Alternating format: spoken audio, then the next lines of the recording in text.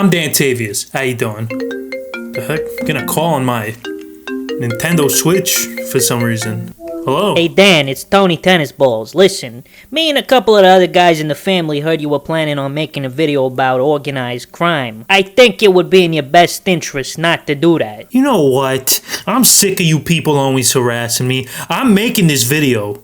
Alright, because I'm running out of ideas, first of all. And second of all, I hyped this up saying this was going to be my last Iceberg video ever. So, if you want to whack me, go ahead and whack me, alright? But I'm making this video.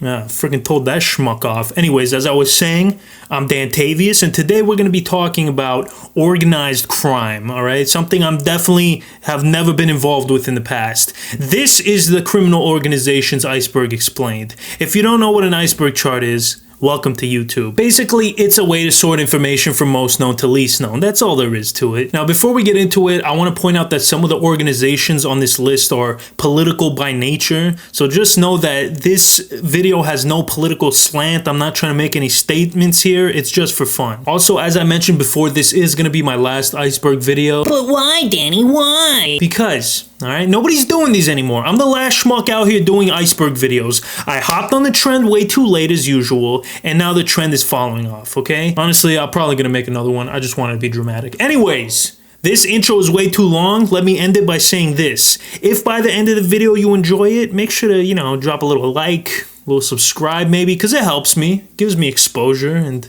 it's always nice. Anyways, let's get right into it. Al-Qaeda, or as it's pronounced in American, Al-Qaeda, is a multinational network of Islamic militants. To understand its origins, we need to go back to the attempted Soviet invasion of Afghanistan back in the 80s. So in 1978, the Communist Party of Afghanistan took control of the country via a coup, turning Afghanistan into the Democratic Republic of Afghanistan. As soon as they took over, they began executing and imprisoning political dissidents by the buttload. Daddy Stalin would be proud. Safe to say that these guys were not very popular. Now, after about a year of being in power, Afghanistan's leader Nur Muhammad Taraki was assassinated by his second-in-command, Hafizullah Amin. Now, this was the height of the Cold War, so the Soviets were afraid that Amin would ally himself with the United States. So, they did what Soviets do best, and they invaded that mother sucker quicker than you can say Yakov Smirnov. And back in the day, the US did not take too kindly to the spread of communism. But hey, they couldn't fight a straight-up war, so the CIA went and dusted off the good old proxy war handbook and got to work. Through a program called Operation Cyclone, the CIA, with the help of Israel and Egypt, channeled weapons as well as funding through Pakistan. These funds were going to a group called the Mujahideen, which considered themselves holy warriors. And in addition to the US, the Mujahideen were also being funded by the son of a billionaire construction magnate named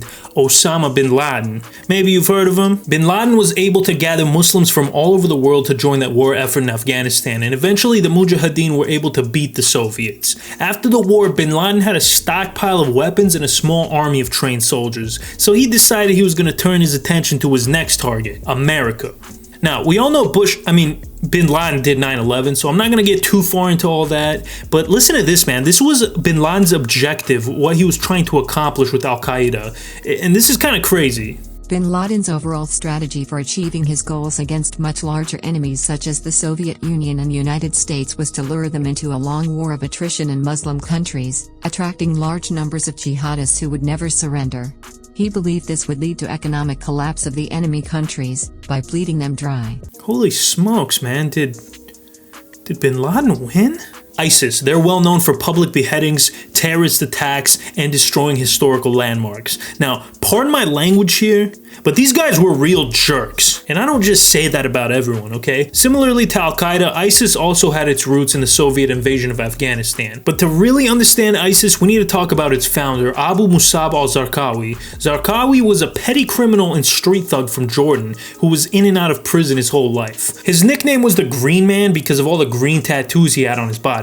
During one of his trips to prison, he became radicalized and gave up his previous life of crime. He even used sandpaper to scrape off all of his tattoos in an incredibly painful and bloody process. Once he was released from prison, he went to Afghanistan to join the jihad, except he was late, and the Russians were already retreating by the time he got there. Man, don't you guys just hate it when you show up late to the jihad?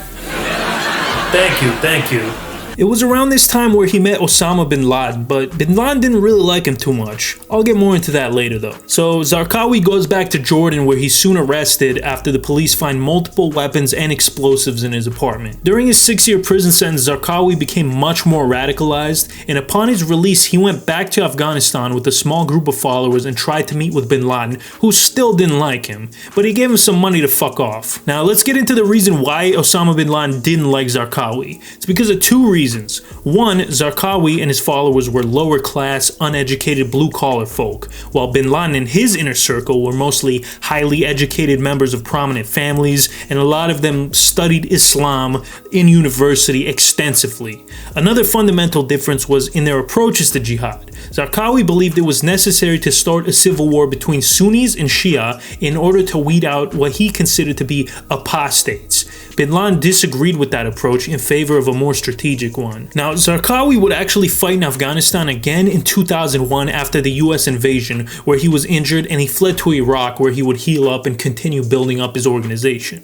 The Bush administration used Zarqawi to establish a link between Saddam Hussein and Al-Qaeda, and of course they used this as one of the excuses to invade Iraq in 2003. Now, I want to point out that there is absolutely no evidence that Saddam Hussein ever met or even talked with Zarqawi, or bin Laden for that matter. Also, Saddam's ideology was not in line with Al-Qaeda, so it wouldn't make any sense. Now, Colin Powell during a UN conference used Zarqawi's name as a proof of terrorism in Iraq, and being called out by the US gave him a lot of clout, so much so that bin Laden was finally forced to recognize him. So you could say that Senpai finally noticed him. That was a dumb joke. Anyway, Zarqawi continued carrying out terrorist attacks on Shias and American soldiers for years until he was finally killed in 2006 by an American airstrike. He would be succeeded by Abu Ayyub al-Masri, and al-Masri would join together with other extremist groups along with some Sunni tribes to form the Islamic State of Iraq, with Abu Omar al-Baghdadi as its leader. The main objective of the ISI was to re-establish the Caliphate or Islamic Empire. In 2011, when the Syrian civil war broke out, the ISI took advantage of the situation and began sending soldiers into Syria to fight against the Assad regime. This was when they became ISIS, the Islamic State of Iraq and Syria, and it was at this point that people from all over the world began to join ISIS, and they took over massive amounts of land as well as committing terrorist acts all around the world. ISIS reached its peak in 2014, but they wouldn't be on top for long, as an international coalition beat them down until they finally lost all their territory and are now a crumb of what they used to be. R.I.P. bozos. The Sicilian Mafia.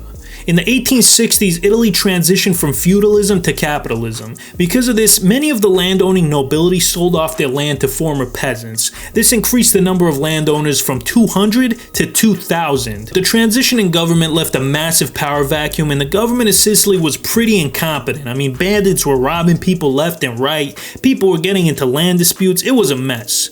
That's when private armies called mafia began to form, so they could take advantage of the chaos.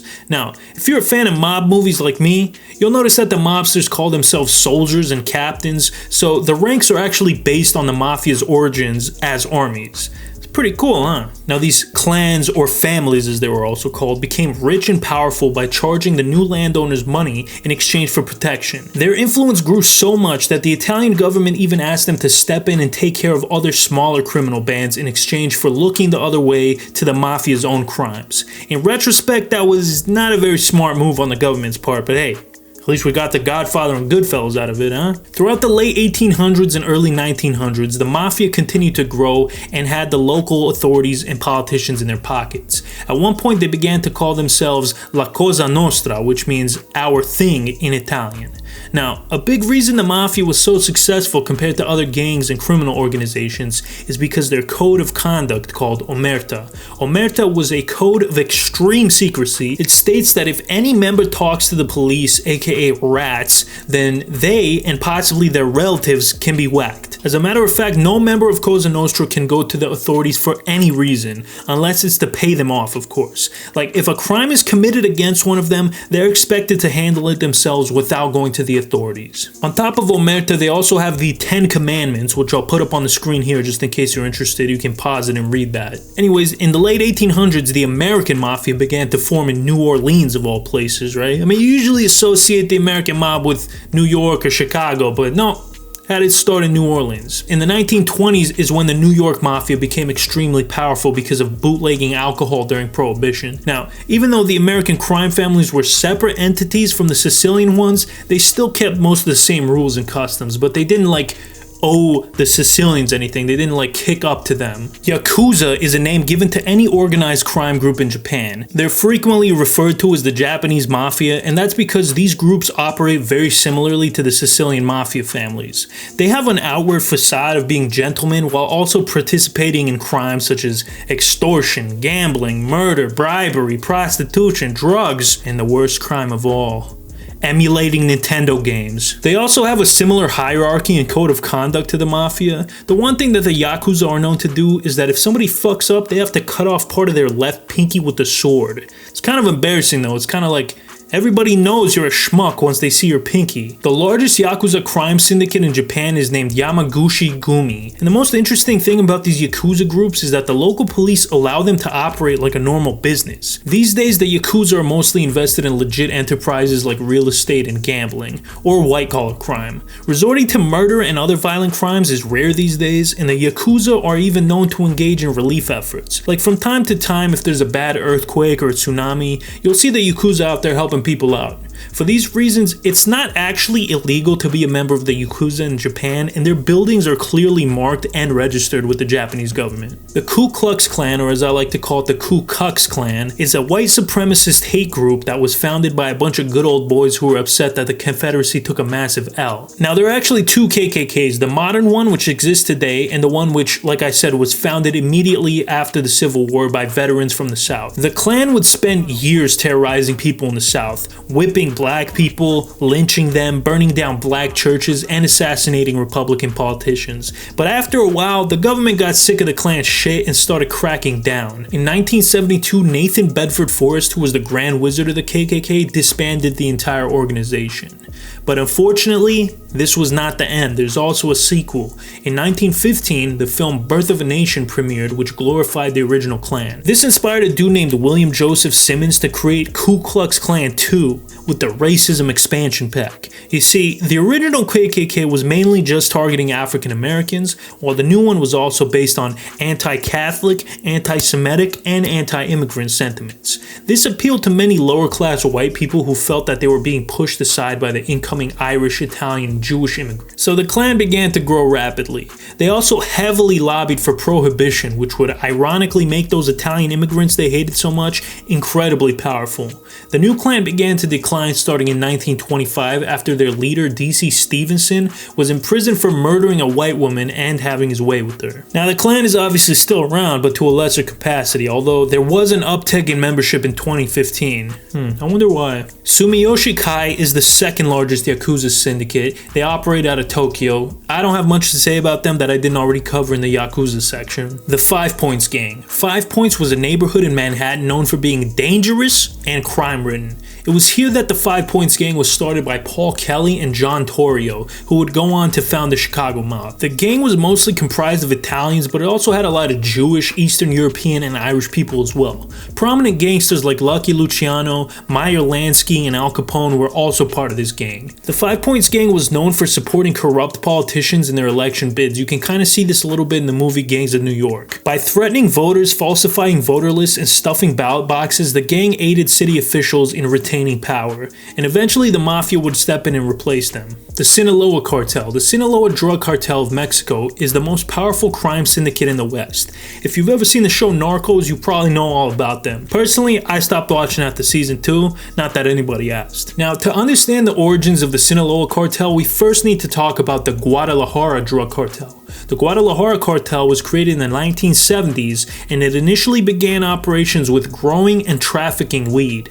But that would all change in the mid-80s when they would control most of the movement of drugs from South America to the US. You see, in the 1970s and 80s, the Colombian cartels would smuggle most of their drugs through Florida. But after government crackdowns, they shifted their smuggling route through Mexico. At this point, the Sinaloa Cartel was moving literal tons of cocaine and taking a 50% cut of of everything that went through Mexico. They also had Mexican intelligence in their pocket, so it was all smooth sailing for them. Until one day, one of the bosses of the cartel, Rafael Quintero, kidnapped, tortured, and murdered an undercover DEA agent named Enrique Camarena. After the kidnapping, the US was pissed and pressured Mexico to crack down on the Guadalajaras. This caused the group to be divided into multiple smaller groups, one of them being the Sinaloa cartel, headed by Luis Guzman. Wait. No, that's not right. Joaquin Guzman, aka El Chapo. Today, the Sinaloa cartel is the largest drug cartel, not just in Mexico, but in the entire world. Their biggest competitor and rival right now is the Jalisco New Generation cartel, which is actually the next entry on this iceberg. The Jalisco New Generation cartel, or the JNGC, is a relatively new drug cartel. It's not clear when they were founded, but the first appearance they made was in 2009, when 3 bodies of local gang members were discovered with a note that said, "We are the new group, Zeta Killers." The fuck, why did I just do that accent? Anyways, it went on to say, "We are against kidnapping and extortion, and we will fight them in all states for a cleaner Mexico." The 3 bodies belonged to Los Zetas gang members. Los Zetas was another powerful cartel who were rivals to the Jalisco. A couple years later, in the city of Boca del Rio, over 100 bodies of alleged Los Zetas members were found all over the city, along with 5 journalists. The Jaliscos were known to be one of the most violent and ruthless gangs in all of Mexico, while at the same time having this like Robin Hood, help out the poor type angle as well, kind of like Pablo Escobar. Their ruthless reputation quickly helped them take over a large amount of territory, but you know what they say, with success comes haters. So they basically went to war with every other cartel. Now, initially they were allied with the Sinaloa cartel, but these days the 2 cartels are arch rivals. And despite the Jalisco cartel being relatively new, they're currently one of the biggest criminal organizations in Mexico and the most violent. Triads. Triads is actually a blanket term for a long list of criminal organizations, mostly based in Hong Kong. Now, these triad gangs originated in China, but after Mao took over, it was nearly impossible to continue their criminal enterprises. So they moved to Hong Kong, Macau, and Taiwan, and other areas. Now, the Triad is actually a pretty old organization which originated in the late 1700s as a secret society known as the Hung Society. Dang, I should be a member of the Hung Society if you know what I mean. Anyways, the modern day Triads maintain a lot of the same rituals and customs of the Hung Society. Now, the biggest Triad group currently is Sun Yee On. They were originally founded in 1919 in Chaozhou, China. They mainly dabble in counterfeiting, gambling, and human trafficking, but they also do narcotics, smuggling, prostitution, and extortion, you know, all that good stuff. The group's founder was deported to Taiwan from mainland China in the 1950s, where he ran things from that point on. They also have a large presence in Hong Kong, where most triad groups are based out of. Now, not a lot is known about Sun Yee On because they're shrouded in secrecy, but they have members all over the world where there are large Chinese communities. It's estimated that they have anywhere between 25,000 to 100,000 members worldwide. D Company. D Company is an organized crime syndicate based in India. They specialize in gold smuggling, real estate, extortion, and drug trafficking. It's commonly believed that the D in D Company stands for D's Nuts, but that's simply untrue. The D stands for Dawood Ibrahim, who created D Company back in the 1970s. In 1993, D Company orchestrated multiple coordinated terrorist attacks in Bombay, which killed over 250 people, most of which were Hindu. This infuriated the Hindu members of D Company, and they split off and formed their own Hindu-based gang, led by Chota Rajan.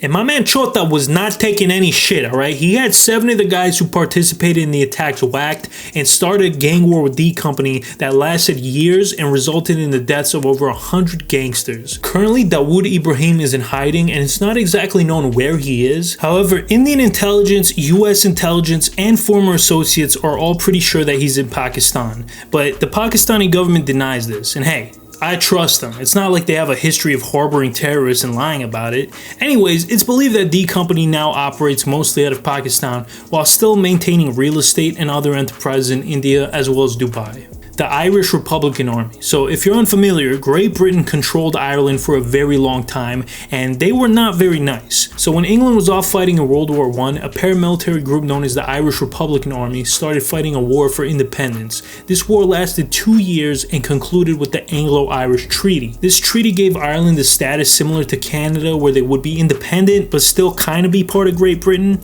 Also, Northern Ireland would remain part of the United Kingdom. And that's because most of the people in Northern Ireland are actually likely Protestant descendants of English colonizers. After the treaty was signed, a lot of members of the IRA were not happy, and this led to a civil war, which ended up with the pro-treaty side winning. Now, this treaty led to a lot of troubles. Actually, it led to a period called the Troubles, which lasted about 30 years. The Troubles began in the late 1960s as a civil rights movement with the aim of ending discrimination of Catholic/Gaelic people in Northern Ireland. The Unionists began clamping down on the protests and tried stopping them from happening, which historically is never a good thing. So the protests grew more and more violent until the UK had to send in the army. Now, the IRA that we talked about before, they never really went away, so the sentiment was always there.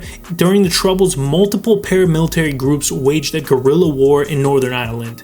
Many of these groups claimed to be the new IRA. The two largest ones were the Provisional Irish Republican Army and the Irish National Liberation Army. These groups were labeled as terrorist organizations, and not for no reason. They participated in multiple bombings, mostly against civilians, and these terrorist attacks were only exasperated by an event called Bloody Sunday, where British soldiers shot 26 Irish protesters, killing 14 of them. The British soldiers got off with no repercussions, and the Troubles would continue to 1998, where the Good Friday Peace Agreement was finally signed. The Addams Family. No, not that Addams Family. The Addams Family, also known as the Clerkenwell Crime Syndicate, or the A-Team, is one of the most powerful criminal organizations in the United Kingdom. It was started in the 1980s by Irish brothers Terry, Tommy, and Patsy. They would be heavily involved with drug trafficking and extortion, as well as hijacking Brinks trucks. The gang is also thought to be behind multiple killings, including the Jigsaw murder, which was called that because the victim, Jeffrey Howe, had his body dismembered and scattered across multiple cities. After a long investigation by MI5, which is like the British version of the FBI, most of the key members of the gangs were imprisoned or under too much heat to carry out any sort of criminal enterprise, and the rest were dead. So we talked about one English gang. The other English gang we're going to talk about was called the Firm. Now, in England, a firm is used to describe any organized crime group originating in the UK. The most famous of these firms is The Firm, which you may be familiar with if you've seen the movie Legend starring Tom Hardy. The Firm, like most crime syndicates in England, began on London's East End. It was established by twin brothers Ronnie and Reggie Ronnie and Reggie Cray. Now, the Cray twins were wild boys. I mean, absolute madmen. Like, I'm not saying this to be funny. These motherfuckers were crazy. There's a reason they were called Cray. Like, listen to this. In 1952, they were conscripted to the British Army, because back then, every 18-year-old British man had to serve in the military for 18 months. Anyways, they left immediately as soon as they arrived on base. When a corporal tried to stop them, Ronnie Cray punched him in the face, and they went back home and were arrested and taken back to the base the next day. A few months later, they went AWOL again, beat up a policeman who tried to arrest them. After a while, they were sent to a military prison where they caused an absolute ruckus. Like, they were throwing poo-poo at guards, they were assaulting people, they were lighting their beds on fire, they even handcuffed a guard to the bars of their jail cell. They were such a handful that they had to be transferred to a regular civilian prison. And when the Crays got out of prison, they started setting up protection rackets around the East End and were so successful that they were eventually able to purchase a nightclub called Esmeralda's Born. That doesn't sound too luxurious, but this place was popping off. Anyone was going to Esmeralda's, including Frank Sinatra, Peter Sellers, and Judy Garland. Now, I realize some of you may not know who these people are since it was a long time ago, but that's the equivalent to Drake, Leonardo DiCaprio, and Scarlett Johansson showing up to your club. So these guys were a big deal. Anyways, they used their club along with multiple horse racing tracks to launder their money, and it was a lot of money. You gotta understand, at this time the firm was like the Amazon of crime. Nothing happened in London without the Cray brothers knowing. But you know what they say, the only way out of that life is in a jail cell or a body bag. And after a string of sloppy murders and a lengthy investigation, the Crays were finally arrested and convicted of murder. They both received life in prison. Chung Ching Yi. Bro, I know this is super fucked up, but this sounds like one of the names we used in like 3rd grade to make fun of Chinese people. I'm sorry, Chinese people. Anyways, Chung Ching Yi, also known as the Joe Boys, was a gang founded in San Francisco by young Chinese Americans. The name Joe Boys comes from the group's leader, Joe Fong. Now, Zhou Feng was originally a member of the Hua Qing gang, which ran a protection and illegal gambling rackets in Chinatown. A few years after its founding, the Hua Qing merged with the Hop Sing, and the Yao Lang split from the Hua Qing, forming its own gang. Zhou Feng then split off from the Yao Lei and formed the Chongqing Yi. Then the Chongqing Yi went to war with the Hua Qing. Did any of that make sense? Anyways, it doesn't matter. All you need to know is that the war between the Chongqing Yi and the Hua Qing resulted in the deaths of 13 gang members and a life imprisonment for Zhou Feng. After Feng's incarceration, the war continued until the Golden Dawn Massacre of 1977. Basically, the Zhou Boys, as they were now known, tried to whack the leaders of the Hua Qing who were having dinner at the Golden Dragon restaurant, but they completely fucked up and ended up killing 5 civilians and injuring 11 others. After this event, the Zhou Boys were basically shut down by law enforcement, and the Hua Qings ended up taking full control over Chinatown. 14K. The 14K triad is the second largest triad group in the world, the first being Sun Yi-on, which I mentioned earlier. 14K specializes in drug trafficking.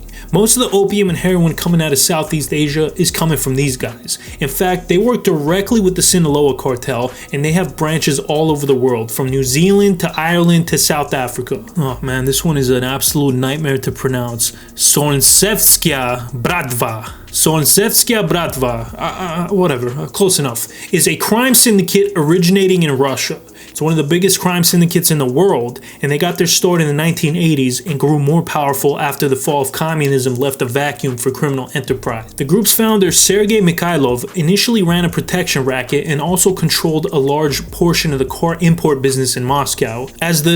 I'm just going to call it the SB. As the SB began to gain power, the Chechen Mafia began to take notice. A brutal shootout between the two groups at a movie theater left 6 Chechens and 4 Russians dead. Other than that, there's not a lot of information I could find about these guys, other than they have a pretty big presence in Atlanta, Georgia, somehow. I don't know. They're apparently one of the biggest gangs, if not the biggest organized crime group in Atlanta. And according to WikiLeaks, they're also still active in Moscow. The Westies were basically the Irish mob. They operated out of New York, specifically Hell's Kitchen neighborhood in Manhattan. The Westies were much smaller than other organized crime gangs, having no more than 20 members at one time.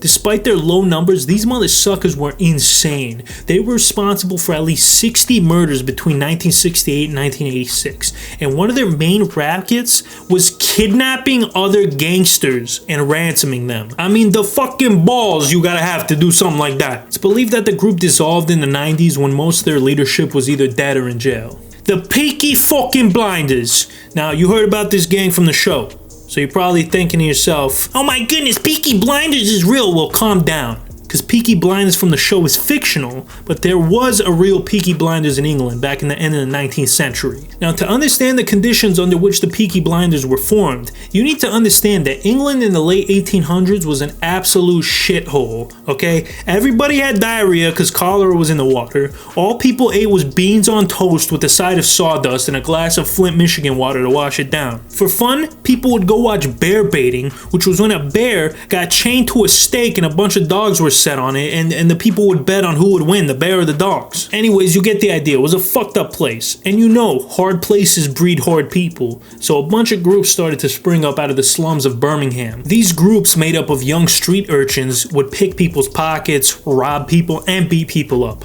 The biggest of these street gangs called themselves the Peaky Blinders. The Peaky Blinders were extremely violent, frequently engaging in gang wars, and even attacking police officers on many occasions.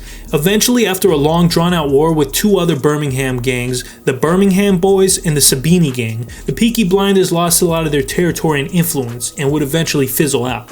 Now, even though the original gang dissolved, Peaky Blinders began to be used as a term to refer to any gang of young street urchins from Birmingham. Babar Khalsa is a Sikh organization whose goal is to create an independent Sikh country known as Khalistan. For those unaware, Sikhs are a religious minority who originate from the Punjab region of India. You've probably seen them before. They can usually be identified by their long beards and turbans that they wear as a part of their religion. They're also very nice people based on the ones that I've met. Well, I guess not all of them are nice, because Babar Khalsa frequently uses violent attacks to accomplish their goals and are designated as an international terrorist organization. Some of these violent acts include the bombing of an Air India flight, which resulted in the deaths of 300 civilians. And on top of that bombing, there was another bomb that was supposed to go off on another flight the same day, but it ended up exploding at an airport in Tokyo instead. Those were the main attacks, but they also bombed a movie theater in India and assassinated multiple Sikh leaders who spoke out against their cause. Primero Comando del Capital is the largest criminal enterprise in Brazil. Now, these guys are unique when it comes to organized crime because about a third of their members are in prison. In fact, they originated in a Sao Paulo prison. Most of the criminal activities involved prison riots, prison breaks, and drug trafficking on the inside. On the outside, they also do drug trafficking, obviously, but they also commit a lot of highway robbery, which is very common in Brazil. In 2017, they were involved in what's called a mega robbery called the Paraguay heist. The gangsters robbed a private security company on the border of Brazil and Paraguay with automatic rifles, dynamite, and even anti-aircraft guns, and they made off with about $8 million and escaped by boat. Damn, bro, this is some Grand Theft Auto shit. I wonder how many times they had to restart this mission. Anyways, this was known in Brazil as the heist of the century, and I think I agree. Patan gang. The Patan gang were led by a man named Karim Lala. So a lot of the mythology of the Patan gang kind of revolves around him. Karim was one of the 3 mafia dons of Mumbai. Basically, him and 2 other gang leaders decided to divide Mumbai into 3 so they could focus on crime without getting into a war. The Patan gang operated out of the impoverished Muslim ghettos and specialized in illegal gambling and liquor dens, as well as loan sharking and contract killings. They hid all their illegal behavior by setting up clubs that were just fronts for their rackets. Lala was actually pretty well known at the time and apparently had a lot of friends in Bollywood as well as politics. Boko Haram. I actually added this one because I think people don't talk about it enough. Boko Haram is an Islamic extremist organization based in Nigeria. These motherfuckers are some of the most brutal and fucked up terrorists on the planet. They almost make ISIS look like schlemiels by comparison. Boko Haram was founded in Nigeria by Muhammad Yusuf with the goal of overthrowing the Nigerian government and establishing an Islamic state. The group built up a following by targeting poor people and offering them a way out of poverty. He also used poverty to direct anger towards non-Muslim Nigerians, since most of the wealth in the country is concentrated in the majority Christian South. Also, they did a fair amount of kidnapping to increase their numbers. As they grew, Boko Haram continued to become more and more radicalized and violent. The Nigerian government waged an all-out war against them, and during this war, hundreds of thousands of people died and millions were displaced due to their constant suicide bombings and attacks on civilians. And the fucked up thing is, they're still around today, alright? Not in the capacity they were at like 10 years ago, but they're still doing the same stuff. And I don't know why nobody talks about it. Like, we were talking about ISIS for years and years and years, but I guess, this one doesn't matter because it's in Africa. The Tiandihui, also known as the Hongmen or the Heaven and Earth Society, is a secretive pseudo-religious sect that originated in China during the Ming Dynasty. Now, the Hongmen is not technically a criminal organization. They're actually more similar to like Freemasons. Despite that, they're still considered to be a triad group. This is because the British, when Britain took over Hong Kong, outlawed all secret societies and labeled them triads. So for that reason, in Hong Kong, they're still considered the same as like Sun Yee-on or the 14K triad. Even though they're outlawed in Hong Kong, to this day they're actually very influential in Taiwan. In fact, Chiang Kai-shek, who was the leader of China until the communists took over, was a member of the Tiandihui. Today, they have over 300,000 members nationwide, and I know I briefly mentioned this earlier, but they're pretty much the Chinese version of Freemasons. Like, they even have a secret handshake. Oh, and also their members are lizard people who use their power and influence to operate a shadow government that manipulates media and political systems to benefit themselves. Allegedly. Thuggee. Fun fact, the English word thug comes from this group, known as the Thuggee, which was a group of people in India who robbed and murdered travelers in the 1800s. Now, there's a lot of different stories about this group. Some people say they were just a gang, others say they were a cult who worshipped the Hindu god of death and destruction. But one thing everybody agreed on is that they were professional criminals and assassins who strangled and robbed thousands of people in the Indian subcontinent. The Thuggee problem was so bad that the British governor of India, Lord William Bentinck, I can't even pronounce British words, bro. This guy Bentinck made a huge effort to destroy the thugs. Over the course of his rule, nearly 2,000 thugs were convicted and another 2,000 were either executed or transported out of India. Bentinck declared the thugging to be completely eradicated within 6 years. Now, there's a very real possibility that this is all bullshit and the thugging never existed, at least not to the capacity described by the British. The thuggee cult may have been exaggerated by the British ruling class as an excuse to arrest and monitor Indian citizens. It's kind of like when the CIA under Ronald Reagan created crack cocaine and distributed it to the inner cities and then imposed harsher penalties on the use of crack compared to that of regular cocaine. What a goofball that Ronald was. Mishka Yaponchik was a Soviet gangster and later military leader. Now, if you look at Soviet history, you'll notice a lot of people in high-ranking positions were originally criminals, including Joseph Stalin himself, who was a bank robber and gangster before getting into politics. I just thought that was kind of interesting. Anyways, Mishka was arrested in 1907 for assassinating a police chief with a bomb. While in prison, he would meet a man named Grigory Kotovsky, who was also a gangster who would go on to become a high-ranking member of the Soviet army. Anyways, Mishka was let out in 1917 during the Russian Civil War. Him and his gang helped the Bolsheviks take control of the government, and he was offered a leadership position in the Red Army for his trouble. Grigory Kotovsky, who I mentioned 2 sentences ago, was another gangster turned soldier. He actually defected from the army in 1905 during the Russo-Japanese War, and after ditching the Russian Imperial Army, he organized a band of robbers and was regarded as kind of like a Robin Hood type figure by the peasants. So the peasants helped him evade arrest for a while, but eventually he was arrested and sentenced to 12 years in prison. But he escaped and was able to set up another gang. After multiple high-profile robbings, he was again arrested and this time sentenced to death. But he got lucky and the Russian Revolution happened. After Tsar Nicholas was deposed, Grigory was freed from prison and somebody decided that his experience running a gang would somehow translate to the military. Well, apparently it did, because he helped the Bolsheviks take over both Ukraine and Moldova and incorporated them into the USSR. Bakuto were the predecessors of the Yakuza. They mostly dealt with gambling and controlled most of the gambling spaces in Japan in the 17th century. They also began the practice of tattooing their entire bodies, which the Yakuza would later adopt. The Celestial Alliance. Man, you thought American politics were messy? Wait till you hear about this shit. Lo Fu-Chu was the leader of an organized crime group in Taiwan called the Celestial Alliance, which specialized in gambling and money laundering. He was also a high-ranking member of the Taiwanese government, basically the equivalent of a congressman in the US. Yo, fuck House of Cards, man. When's the Netflix show coming out about this motherfucker? I want to see that. During his time in government, he was involved in multiple brawls in parliament with other politicians, even sending one of them to the hospital.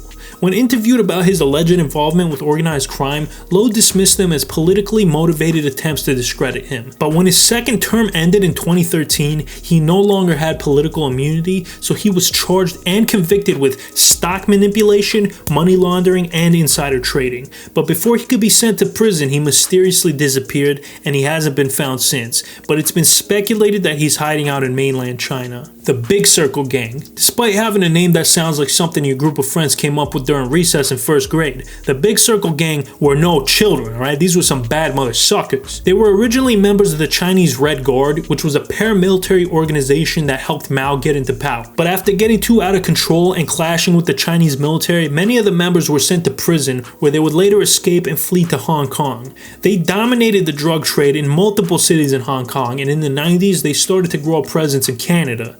Today, they control a big portion of the heroin and fentanyl distribution in Canada. The Kamikaze Raiders are a biker gang based in Belgium with ties to Islamic extremism. Now, you may think of biker gangs as a bunch of big burly white dudes in black leather jackets, but not these guys. Most members of the Kamikazes were of Moroccan descent, and despite their Japanese name and imagery, key members of the group closely associated with jihadists, specifically ISIS. Multiple members of the group, including their founder, were arrested and charged for a terrorist plot they intended to carry out in Belgium. Aum Shinrikyo. Aum Shinrikyo was a cult founded in the 1980s by Shoko Asahara, a man who claimed to not only be Jesus Christ, but also the new Buddha. The belief system of Om Shinrikyo was a combination of Buddhism, Hinduism, and Christianity, and by 1989, the group was officially recognized as a religion by the Japanese government. And you know what that means? No taxes, baby! Anyways, Asahara picked up a pretty large following at the time with thousands of members worldwide. People were so obsessed with Asahara that they paid top dollar for his hair and bath water. Good grief, this guy was like the original Belle Delphine. As Asahara's influence grew, he became more and more psychopathic. He gradually began to spread a message that World War III was around the corner and it would lead to a nuclear war that would destroy most of the world. And of course, anybody who followed him would survive. He planned to create an army so he could speed up World War III happening, and then after, the nuclear apocalypse happened, he would take over what was left of the Japanese government, and once the world was in Fallout 4 mode, he would eventually take over what was left of all of civilization. In order to accomplish their goals, ARM members became increasingly violent. They began creating chemical weapons, stockpiling firearms, assassinating politicians, and killing detractors of the movement. They were also involved in multiple terrorist attacks, including the most well-known, the Tokyo subway sarin gas attack. This was a coordinated terrorist attack which released sarin gas, an extremely toxic chemicals, in the air vents of Tokyo subway trains during rush hour. The attack took the lives of 14 people and injured thousands. All of the members involved were arrested and Asahara himself was executed. Despite all of that, the group continued to exist after the Tokyo subway attacks. In fact, it still exists today. The original ARM split into two groups, Aleph and Hikari no Wa. Wu Bang. Hailing from the slums of Shaolin, this group is comprised of members the RZA, the Jizza, Old Dirty Bastard, Inspector Deck, Raekwon the Chef, U-God, Ghostface Killa, and the Method Man. Oh wait, that's the Wu-Tang Clan. The Wu-Bang Clan is something completely different. Alright, I'm gonna be completely honest, I couldn't find shit about this one. I spent a solid 10 minutes trying. The only thing I could find about Wu-Bang is this Urban Dictionary definition. So do with that what you will. The Los Santos Street Gang. Okay, I think the guy who made this Iceberg must be pulling my leg or something, because this is clearly from GTA San Andreas, right? Islander 23. I couldn't find a ton of information about these guys, but here's what I did find. Islander 23 is a gang of Pacific Islanders and their territories in Melbourne, Australia. The gang came to prominence in 2016 after a massive brawl with members from another gang called Apex. According to this article, about 200 members of the Apex and Islander 23 gangs turned Federation Square into an absolute riot zone. The Domush clan. The Domush clan is a Palestinian crime family of Turkish origin. They've reportedly been involved in extortion, smuggling, arms dealing, and killing of rivals in the Gaza Strip. They've been called the Sopranos of Gaza. They became infamous when they kidnapped British journalist Alan Johnson, and the Domush clan also clashed with Hamas on multiple occasions since Hamas took control of the Gaza Strip. One of these incidents in 2008 involved a 9-hour-long firefight with Hamas, which ended with the deaths of 10 of the Klansmen, as well as a police officer and a child. The Wild Gang. Couldn't find anything about a Wild Gang, but maybe this is referring to Butch Cassidy's Wild Bunch? I have no idea, but I'm going to talk about it anyway. This gang was popularized by the classic Western film Butch Cassidy and the Sundance Kid. The Wild Bunch were the most successful train robbing gang in history. I'm pretty sure the Vanderlyn gang from Red Dead Redemption 2 was actually based on them. Butch Cassidy had a lot of similarities to Dutch and considered himself kind of like an honorable outlaw. The National Socialist Japanese Workers' Party is a neo-Nazi party in Japan. Now, it may shock you to know that they don't like Jews very much. Despite the fact that there are less than 2,000 Jews in the entire country of Japan, they also believe that the Japanese monarchy should be abolished and the shogunate should be restored. Sam Gore. Sam Gore is what's known as a super syndicate. What's a super syndicate, you ask? Well, for example, the Italian-American Mafia is a super syndicate. It's comprised of the 5 families of New York, as well as the Chicago outfit and the Buffalo crime family. Sam Gore is also composed of multiple triad groups, including 14K, Big Circle Boys, and Sunny On, who I've mentioned before in this video. Now, it's crazy that Sam Gore isn't more well-known because this shit is huge. They're responsible for between 40 to 70% of all the meth coming out of East Asia, as well as a shit ton of heroin and ketamine and other illegal substances. The leader of the syndicate, Tse Lope, is basically a modern-day Pablo Escobar. Tse actually laid the foundation for Sam Gore in Canada, where he was a member of the Big Circle gang. He was arrested in the 80s while running drugs for the mafia, and after he made some connections in prison, he started going back and forth between Canada and Southeast Asia, setting up alliances, and eventually building one of the biggest drug networks in the world. Next Gen Shooters. So the Next Gen Shooters is a drill gang. A drill gang is a gang of young hoodlums who listen to and make drill music. If you're a boomer like myself and you don't know what drill is, it's a genre of rap that glorifies gang life and street violence. Think Chief Keef, he's like the most famous drill rapper. Most of the artists who make drill music are actually in a drill gang. These types of gangs originated in Chicago's South Side, but are now common in London and Melbourne, Australia. Two of the most notorious drill gangs in Melbourne are the 1-4 gang and the Next Gen Shooters. The two groups have been in a violent turf war for years. Zo Pound is a Haitian street gang based out of Miami. The origins of the gang were basically to protect young Haitian men from other groups in the poorer areas of Miami who were harassing them. At one point, the Zos were one of the largest gangs in South Florida. In recent years, they've branched out to other states and even other countries in the Caribbean, and are thought to have somewhere around 100,000 members worldwide. In addition to trafficking and selling drugs, they've also been known to practice voodoo.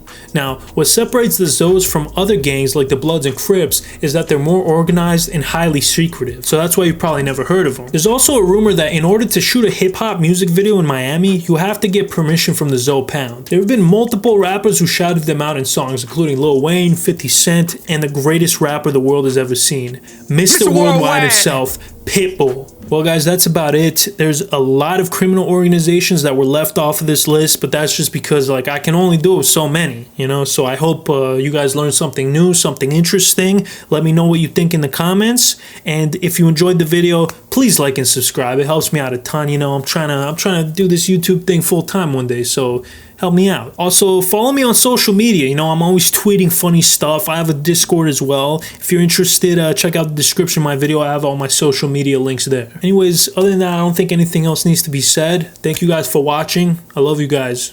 Later.